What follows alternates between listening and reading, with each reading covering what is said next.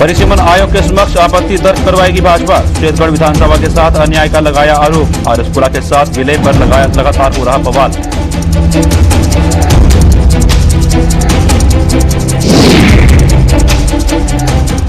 हिजाब को जरिया बनाकर लोगों को लड़ाने वाले धार्मिक उन्मादियों के खिलाफ जम्मू में प्रदर्शन। डोगरा फ्रंट ने सरकार से कड़ी कार्रवाई की मांग। शिक्षा संस्थानों में यूनिफॉर्म कोड सख्ती से लागू करने पर दिया बल।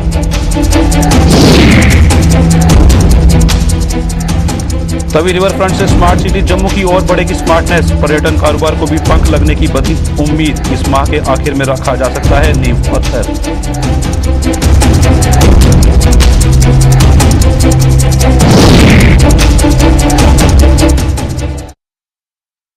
नमस्कार, जम्मू कश्मीर की खास खबरों में आपका स्वागत है। मैं हूं साहिल केरनी। चलिए शुरुआत करते हैं खबरों की। परिसीमन आयोग द्वारा छत्तीसगढ़ विधानसभा को लेकर लिए गए फैसले से छत्तीसगढ़ के साथ साथ आरएसपुरा की आवाम में उपचा रोष जहां थमने का नाम नहीं ले रहा, वहीं भाजपा ने भी अपने तेवर कड़े कर दिए हैं। आयोग की अंतरिम रिपोर्ट पर जहां नेशनल कॉन्फ्रेंस और कांग्रेस सहित अन्य दल अपनी आपत्तियां दर्ज करवाने की तैयारियों में हैं, वहीं भाजपा ने भी अपना पक्ष रखने का आज औपचारिक तौर पर ऐलान किया है। जम्मू पुंछ लोकसभा हलके के सांसद जुगल किशोर शर्मा ने आज एक प्रेस कॉन्फ्रेंस के दौरान यह माना कि छत्तीसगढ़ सहित पीर पंजाल रेंज की कुछ अन्य विधानसभाओं के साथ ज्यादती की गई है। उन्होंने बताया कि भाजपा भी आयोग के समक्ष अपनी आपत्तियां दर्ज करवाने जा रही है और यह पूरी कोशिश रहेगी कि छत्तीसगढ़ व अन्य इलाकों के साथ अन्याय ना हो पाए। ऐसे ही ये जो छत्तीसगढ़ विधानसभा थी हमारी, इसे मर्ज कर दिया गया आरएसपुरा के साथ और आरएसपुरा को कर दिया गया रिजर्व। उससे भी लोगों में रोष है। तो इन सारी चीजों पर विचार करने के बाद हम अभी अपने ऑब्जेक्शन जो है वो फाइल करेंगे। इन सब बातों का जिक्र करेंगे और चाहेंगे कि भाई ये जो लोगों के साथ बेइंसाफी हुई है, उस बेइंसाफी को दूर करते हुए उनके साथ इंसाफ हो। लेकिन ये एक और चर्चा है कि क्या प्रावधान उन्होंने अपनाए, किस प्रावधान के तहत ये उन्होंने किया, या फिर कोई और भी रास्ता निकल सकता है क्या? छत्तीसगढ़ कॉन्स्टिट्यूंसी का वर्चस्व बना रहे और आरएसपुरा विधानसभा भी बनी रहे, उसके लिए भी हमारे जो है वो प्रयास रहेंगे। हम अपनी बात वहां पर रखेंगे और इसके अलावा भी कुछ जो शिकायतें आई हैं वो सारे हम ऑब्जेक्शन दर्ज करेंगे। उसके बाद हम अपने ऑब्जेक्शन फाइल करेंगे। वो उस पर कितने सहमत होते हैं, उसके बाद उन्होंने फिर ये सारा पब्लिक में ये रिपोर्ट जो है वो आ जाएगी। उसके बाद पब्लिक को जो राइट है कि वो भी अपने ऑब्जेक्शन जो है वो फाइल कर सकते हैं। कुछ कमियां रह जाएंगी तो उनको दोबारा भी तो सुधारा जा सकता है, लेकिन इस पर चर्चा करेंगे, बात करेंगे, अपना जो ऑब्जेक्शन है वो फाइल करेंगे ताकि ये जो लोगों की आवाज है उसको वहां तक पहुंचाएं और लोगों को इंसाफ दिलाएं। भाजपा के मीरा साहिब मंडल प्रधान कुलदीप शर्मा ने परिसीमन आयोग द्वारा मरालिया पटवार को बिश्ना और आरएसपुरा से जोड़ने का विरोध किया है। एक प्रेस कॉन्फ्रेंस के दौरान भाजपा मंडल प्रधान ने कहा कि ये क्षेत्र जम्मू साउथ के साथ जुड़ते हैं, लेकिन परिसीमन आयोग ने उन्हें बिश्ना के साथ जोड़कर लोगों के लिए नई परेशानी खड़ी कर दी है।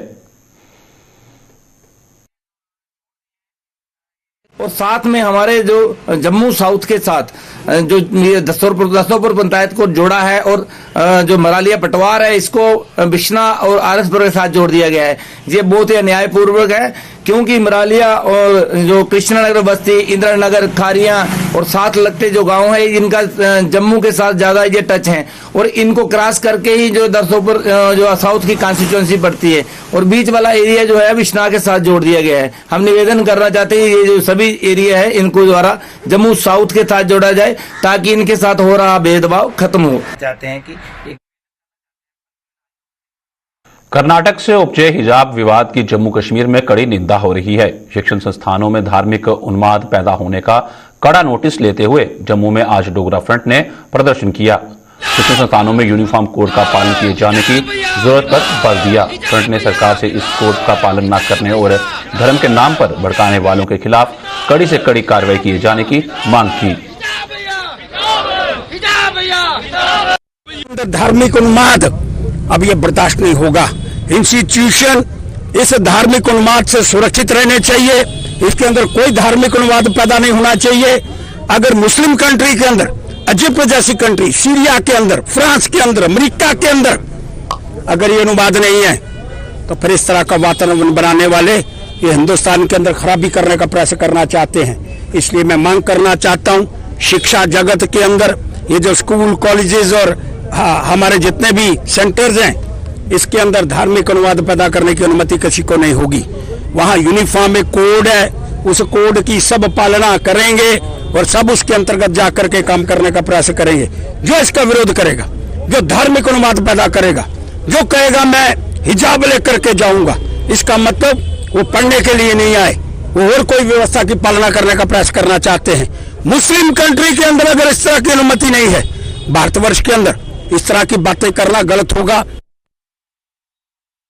तवी नदी के किनारों के साबरमती की तर्ज पर विकसित होने से स्मार्ट सिटी प्रोजेक्ट को भी निखार मिलेगा। तवी नदी के किनारों का सौंदर्यीकरण हर किसी को आकर्षित करेगा और ये जम्मू शहर का सबसे लुभावना नजारा बन जाएगा। फरवरी माह के आखिरी सप्ताह में तवी रिवर फ्रंट का नींव पत्थर रखने की तैयारी की जा रही है। उपराज्यपाल मनोज सिन्हा के हाथों इसका शिलान्यास हो सकता है। Jammu smart city limited Tawi river front को विकसित करने जा रहा है और इसके संपन्न होने से जम्मू को पर्यटन को बेहद बढ़ावा मिल सकता है। सरकार ने इसके लिए 210 करोड़ रुपए की राशि मंजूर की है।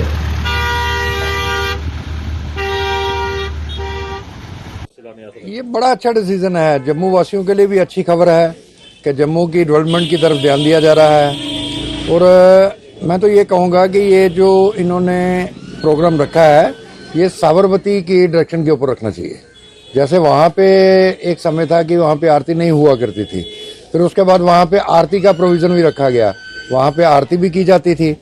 अब यहाँ पे भी अगर इन्होंने ये प्रोविज़न रखा है तो इसको खूबसूरत ढंग से बनाना चाहिए और एक ऐसा फुटपाथ बना के रखना चाहिए कि जो लोगों के आने जाने में सुविधा भी हो। और वहाँ से आने जाने में सुविधा तो होगी और उसके साथ जम्मू में परिवार ये व्यापार भी बढ़ेगा, क्योंकि लोग जब देखने आते हैं ना, माता वैष्णो देवी के दर्शन करने के लिए आते हैं, उनके पास जम्मू में देखने के लिए कोई जगह ही नहीं बचती है। और ये जगह अगर बन जाएगी तो लोगों के आने जाने के लिए जगह बन जाएगी और लोगों को देखने के लिए भी एक खूबसूरत सी जगह बन जाएगी। और इन्होंने साबरमती के उसी ढंग से ये बनाना चाहिए और उसी ढंग से इन्होंने ये प्रोग्राम बनाना चाहिए कि लोग आए, यहाँ पे आरती का प्रोविजन जरूर होना चाहिए। अच्छी बात है, एक पॉजिटिव न्यूज़ है जम्मू वासियों के लिए। ऐसे ही ये इसका शिलान्यास होगा, उसके बाद काम भी जितनी जल्दी से चलेगा तो जल्दी ये प्रोजेक्ट भी पूरा होगा और इसमें आने वाले टाइम में लोगों को बड़ा फ़ायदा मिलेगा। जैसे जम्मू में टूरिज़्म को लेके भी काफ़ी फ़ायदा मिल सकता है और व्यापार जो जम्मू के लोगों का व्यापार 2-3 सालों से कम हुआ कोरोना के कारण, हो सकता है कि इसमें ये जो प्रोजेक्ट जल्दी से कंप्लीट होगा तो उसमें लोगों का कामकाज बढ़ेगा। पे कुछ रेस्टोरेंट्स, होटल्स, दुकानें बनेंगी, लोगों को रोजगार मिलेगा और सबसे बड़ी बात, जब वहाँ जम्मू में आए लोग उस जगह को देखने आएंगे तो टूरिज्म तो बढ़ेगा। जब टूरिज्म बढ़ेगा तो नेचुरली है कि बाजारों में रौनकें बढ़ेंगी और बाजारों में व्यवसाय तो बढ़ेगा। आने वाले टाइम में मैं कहता हूँ जम्मू के लिए बहुत अच्छा एक टूरिज्म सेक्टर का हब बनेगा। जैसे ये आज फाउंटेन वाटर म्यूजिक फाउंटेन का भी बहुत भाग्य बहु में प्रमोट करने लगे हैं और सुचेत घाट को भी इन्होंने बनाया है। मेरे को लगता है ये आने वाले टाइम में ये हमारा जम्मू काफ़ी टूरिज्म सेक्टर की तरफ बढ़ेगा, इससे काफ़ी रोजगार बढ़ेगा। हर industry, food industry, hotel industry, यहाँ अपनी ऑटो ट्रांसपोर्टेशन इंडस्ट्री जितनी भी है ये काफ़ी प्रमोट होगी और जम्मू एक उभरता हुआ एक टूरिज्म सेक्टर एक मैप में बन के आएगा। हाँ बिल्कुल, व्यापार भी बढ़ेगा। जो भी यात्रु आएगा वो यहाँ 2 या 3 दिन अगर जम्मू में रहेगा वो होटल इंडस्ट्री में भी जाएगा, टूरिज्म सेक्टर में भी जाएगा और ऑटो वालों को रोजगार मिलेगा। ऑटो वाले उसको घुमाने आएंगे, वहाँ पे नए नए स्टॉल लगेंगे जो काफी अच्छा आने वाले टाइम में व्यापार को ये प्रमोट करेगा। भारतीय जनसंघ के संस्थापक पंडित दीनदयाल उपाध्याय की पुण्यतिथि पर भाजपा द्वारा आज उन्हें भावभीनी श्रद्धांजलि दी गई। जम्मू में भाजपा मुख्यालय में आयोजित एक कार्यक्रम में पार्टी के प्रदेश अध्यक्ष रविंद्र रैना सहित अन्य नेताओं व कार्यकर्ताओं ने स्वर्गीय उपाध्याय की याद में समर्पण दिवस मनाकर उन्हें नमन किया।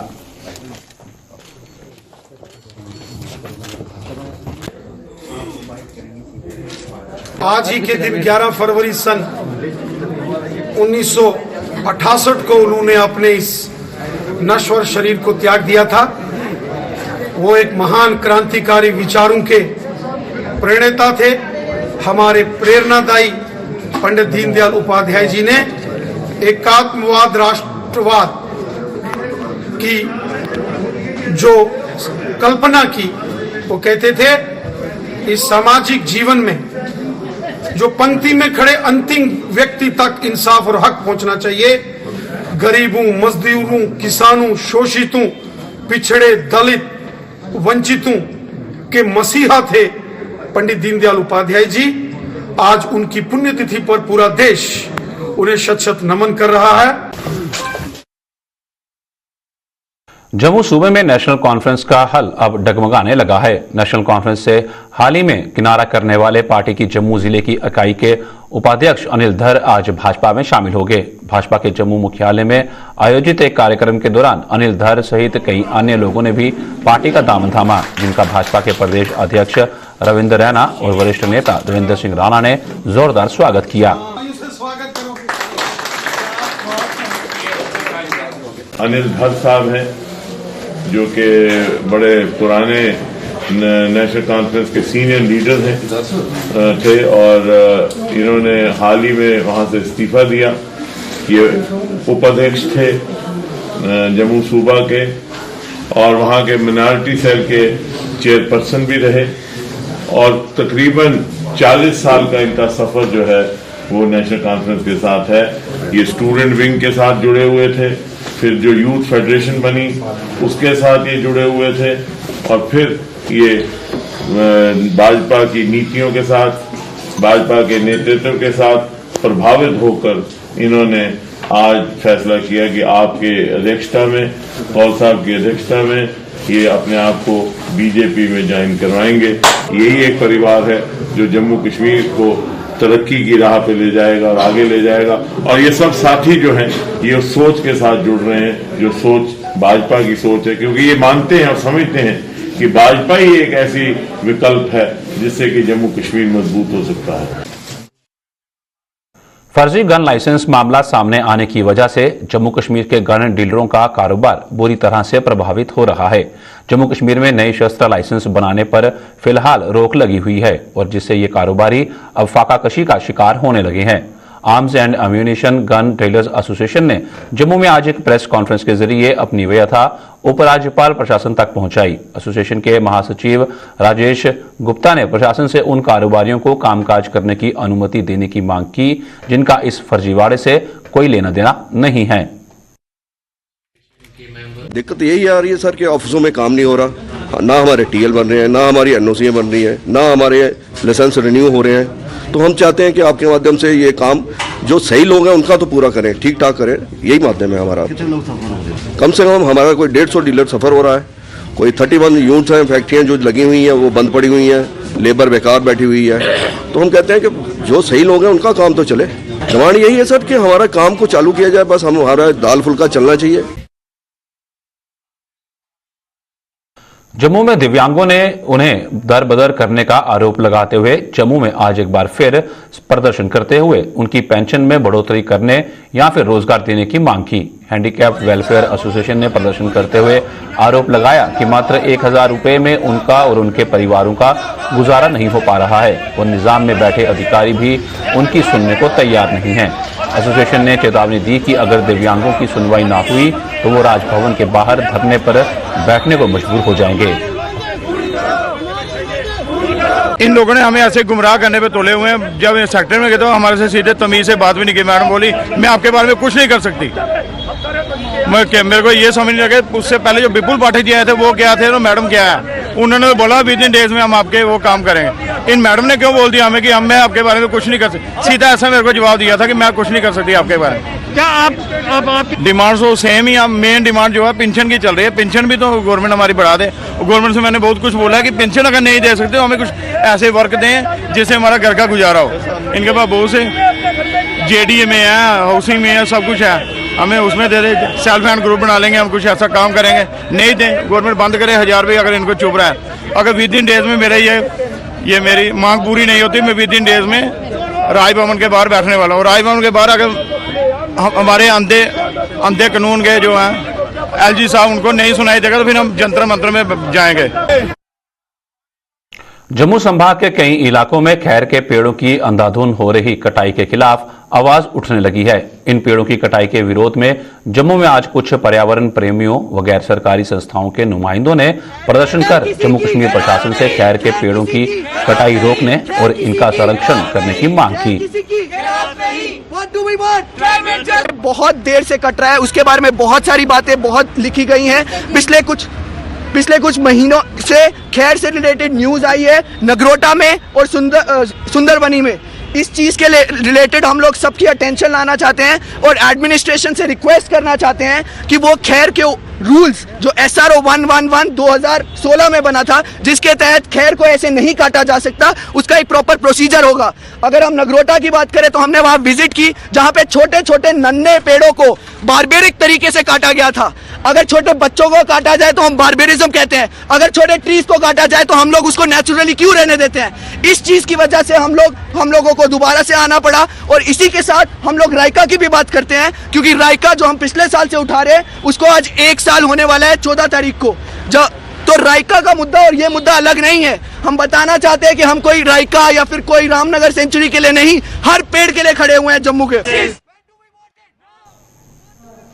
यातायात नियमों को ताक पर रखना अपनी शान समझने वालों के खिलाफ अखनूर में आज डंडा चलाया गया। ट्रैफिक पुलिस ने आज फुवारा चौक में नाका लगाकर मोटर व्हीकल एक्ट के मुताबिक कई लोगों के चालान काटे और भविष्य में उन्हें ऐसा करने से गुरेज करने की साफ चेतावनी दी।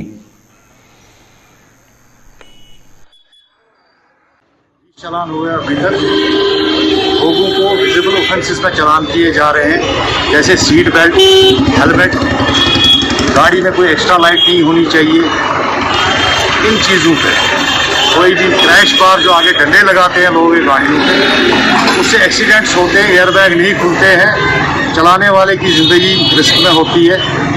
जो चीज़ बैंड है विजिबली, जैसे किसी ने टायर चेंज किए हैं गाड़ी के, लोगों को शौक चढ़ता है, इसकी स्पेसिफिकेशन होती है टायर्स की, फ्लाई रेटिंग होती है। लोग अपने रेडियल टायर लगाते हैं जो गाड़ियों से बाहर आते हैं, उससे क्या होता है एक्सीडेंट होने के ज़्यादा खतरे रहते हैं। जब भी इंस्टेंट ब्रेकिंग करता है वो गाड़ी उलट जाती है। ये चीज़ों पे विजिबल ऑफेंसेस में चलानिंग होती है और साथ साथ में अवेयरनेस हो रही है। उनके माँ बाप की गलती है जो अपने छोटे बच्चों को देते हैं। इसके लिए 18 साल की एज है, 18 साल के बाद वो अपनी ड्राइविंग लाइसेंस ले, लर्नर बनाए, फिर ड्राइविंग लाइसेंस ले और चलाए। हम बच्चे को गाड़ी देना डेंजरस है। क्या लोग अपनी ज़िंदगी का मजाक बनाते हैं, मोबाइल पे लगे होते हैं, फिर गाड़ी संभलती नहीं है। एम्बुलेंस की मांग को लेकर ब्लॉक बफलियाज के सरपंच व पंचों सहित स्थानीय लोगों ने विरोध प्रदर्शन किया। प्रदर्शन कर रहे इन लोगों का आरोप था कि ब्लॉक के लोग लंबे समय से एम्बुलेंस की मांग कर रहे थे और सरकार ने उनकी मांग पूरी करते हुए एक एम्बुलेंस मंजूर की थी, लेकिन सीएमओ पुंछ ने बफलियाज के बजाय उसे फजलाबाद में तैनात कर बफलियाज के लोगों के साथ अन्याय किया है। हमारा बफलियाज का जो एरिया ये बिछड़ा हुआ एरिया है और डिपार्टमेंट टोटली इसको फेलियर करना चाहती है इस एरिया को, क्योंकि कल जो एम्बुलेंस 108 जो है फजलाबाद में दी गई, फजलाबाद और सुरनकोट में डिस्टेंस ही कितना है, ज्यादा से ज्यादा होगा 2 या 3 किलोमीटर का, उतना ही डिस्टेंस हमें सुरनकोट से फजलाबाद, बफलियाज से फजलाबाद भी उतना ही है और सुरनकोट में भी 2-3 किलोमीटर का ही फर्क है। यहाँ जो बफलियाज एरिया है ये पूरा पंचसरा कवर करता है, हिल काका, मुड़ा, कुलाली सब एरिया इसके साथ कनेक्टेड है और रजौरी पुंछ का एरिया, रजौरी के साथ भी कनेक्टिविटी है और पुंछ के साथ भी।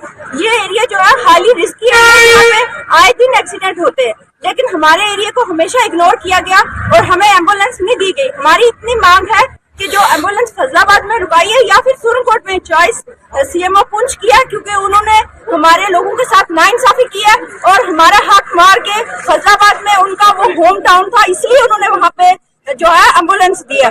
ALS एम्बुलेंस जो 108 है, हमारी बफलियाज की जो देरीना मांग थी, काफी अरसे से जो है हम डिपार्टमेंट के पास जाते हैं, उन्होंने रिकमेंड भी की बफलियाज की तरफ से और सैंक्शन भी हुई। सैंक्शन होने से पहले ही जो है डिपार्टमेंट की तरफ से फजलाबाद जो है हम DDC सोहेल साहब को मुबारकबाद देते हैं। ऐसी बात नहीं है, वो काबिल है, उनके एफर्ट की वजह से वो वहाँ गई फजलाबाद में, हम उनको नहीं कुछ भी कहते, बट हमारा हक है। बफलियाज एक सेंटर पॉइंट है, यहाँ से सिंगलियानी, दरामोड़ा, हिलकाका, मड़ा, माड़ा, सैला, पंचसरा तक ये इलाका जो है यहाँ पे सेंटर पॉइंट है। यहाँ पे जो है जरूरत काफी अरसे से थी और यहाँ की एम्बुलेंस डिपार्टमेंट ने जो है फजलाबाद में, जहाँ की सिर्फ महज 2 किलोमीटर सुरनकोट और बफलियाज इलाका है, जो सुरनकोट और फजलाबाद, और यहाँ सुरनकोट ऑलरेडी 108 एम्बुलेंस अवेलेबल है, जो फजलाबाद में सिर्फ 2 मिनट या 5 मिनट तक पहुँच सकती है। जिन लोगों के पास अपनी जमीन और मकान नहीं है, उन लोगों के लिए सरकार ने किफायती दामों पर आशियाने मुहैया करवाने की योजना शुरू की है। सरकार EWS हाउसिंग स्कीम के तहत लोगों को रहने के लिए छत मुहैया करवाई जाएगी। इस योजना को लोगों तक पहुंचाने के उद्देश्य से J&K हाउसिंग बोर्ड द्वारा जम्मू के घोमनासा में जागरूकता शिविर लगाकर लोगों को इस योजना के बारे में जागरूक किया गया। इनकम होनी चाहिए साल की, जो भी वर्टिकल है AHP affordable housing in partnership के लिए लोगों को जागरूक करने के लिए यहाँ पर हमने एक कैंपेन रखा था, जिसमें जो लोग लैंडलेस हैं और जिनका घर नहीं है, जो किराए पे रहते हैं, उन लोगों के लिए ये स्कीम है कि उनके लिए फ्लैट्स बनाए जा रहे हैं हमारी गवर्नमेंट की तरफ से कोट भलवाल में, जहाँ पर लोगों को फ्लैट जो है 9,25,000 का है, जिसमें गवर्नमेंट की सब्सिडी जो है वो 1,66,000 है और बाकी का अमाउंट है 7,59,000, और जो जिसके लिए लोग J&K बैंक से लोन भी ले सकते हैं, और जो इंस्टॉलमेंट्स में अगर लोन नहीं ले सकते हैं वो इंस्टॉलमेंट्स में पे कर सकते हैं। उसके लिए हमारा एक ब्रेकअप है। और दूसरा, ये जागरूकता इसलिए की गई है कि क्योंकि हमारी काफ़ी सारी स्कीम्स आती हैं, बट वो ग्रास रूट लेवल पे इतना सक्सेसफुल नहीं हो पाती हैं ड्यू टू नॉन अवेयरनेस। लोग ज़रूरतमंद तो बहुत होते हैं, बट अवेयरनेस की वजह से जो कि अवेयर नहीं हो पाते, उस वजह से वो बेनिफिट नहीं ले सकते हमारी काफ़ी सारी स्कीम्स हैं। और हमारे जो J&K हाउसिंग बोर्ड के जो हमारे मोटिवेशनल फोर्स हैं, हमारे MD सर, उन्हीं की डायरेक्शन से हम आज यहाँ पर एक कैंप कर के SRTC volunteer retired employees association Jammu Kashmir के बैनर तले पूर्व मुलाजमों ने अपनी मांगों को लेकर एक बार फिर जम्मू में प्रदर्शन किया। एसोसिएशन के प्रधान देवराज बाली ने कहा कि सरकार के आदेश के अनुसार उनकी बिल स्टेटमेंट एक हफ्ते के अंदर सचिवालय में भेजी जानी थी, लेकिन कई महीने गुजर जाने के बावजूद भी स्टेटमेंट तैयार नहीं हुई। बाली ने कहा कि SRTC के अधिकारियों ने अपनी स्टेटमेंट तो बनाकर भेज दी है, लेकिन पूर्व कर्मचारियों की स्टेटमेंट की अनदेखी की जा रही है। उन्होंने कहा कि जो अधिकारी काम नहीं कर सकते, उन्हें कुर्सियों पर बैठने का भी कोई अधिकार नहीं है। उन्होंने अधिकारियों पर SRTC वॉलंटियर रिटायर्ड एम्प्लॉइज को परेशान करने का भी आरोप लगाया। क्योंकि सरकार की तरफ से जो ऑर्डर हुआ है वो आज तक इम्प्लीमेंट नहीं हो सका। ऑर्डर में है Cola arrear, 6 pay commission arrear, DA arrear and उसमें in service employees, retire employees and VRS employees. सरकार की तरफ से ऑर्डर है कि इनकी लाइबिलिटी बनाकर सिविल सेक्रेटरीट में भेजी जाए। जो ऑर्डर था उसमें 1 वीक टाइम था, लेकिन 8 महीने गुजर जाने के बाद ही अभी बिल स्टेटमेंट इनकी तैयार नहीं हुई है। हम बार बार इनके पास चक्कर लगाते रहे, लेकिन ये आश्वासन ही देते रहे। हमें डाउट है, या तो इस मैनेजमेंट की कोई सुनता नहीं है, या इनकी मिली भगती है और ये मिलकर हमें हरासमेंट कर रहे हैं। अगर अफसरों का ऑर्डर इम्प्लीमेंट नहीं होता अपने डिपार्टमेंट में, तो उनको कोई अधिकार नहीं है कुर्सी पर बैठने का। जम्मू कश्मीर की खास खबरों में फिलहाल इतना ही। दीजिए इजाजत। नमस्कार।